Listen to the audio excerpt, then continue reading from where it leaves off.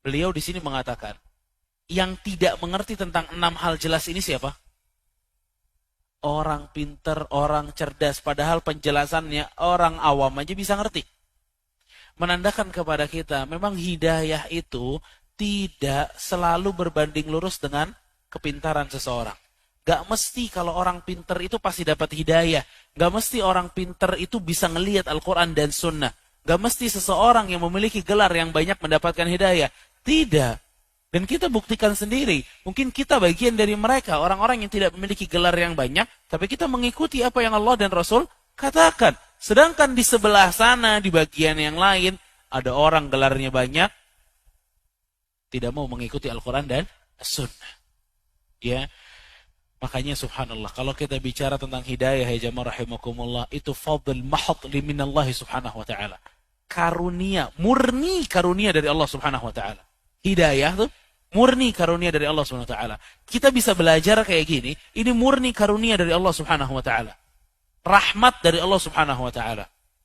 Sekarang kalau mau dipikir jamaah rahimakumullah, pamannya Rasul alaihi salatu wassalam, Abu Talib, bayangin Abu Talib, pamannya Rasul sallallahu alaihi wasallam. Dia hidup lebih dari 10 tahun bersama Rasul sallallahu alaihi wasallam. Dia selalu mendengarkan apa yang dikatakan Rasul kepada masyarakat tentang Islam. Dia membela Rasul sallallahu alaihi wasallam. Panitia kajian pertama loh ini Abu Talib. Panitia kajian pertama siapa? Abu Talib. Abu Talib yang bilang kepada Nabi sallallahu alaihi wasallam, "Kamu dakwah, saya pasang badan." Ini panitia kajian pertama, cuma yang gagal. Ada panitia kajian pertama juga yang berhasil. Siapa? Khadijah radhiyallahu anha. Dia yang menyokong dakwahnya Nabi Shallallahu Alaihi Wasallam.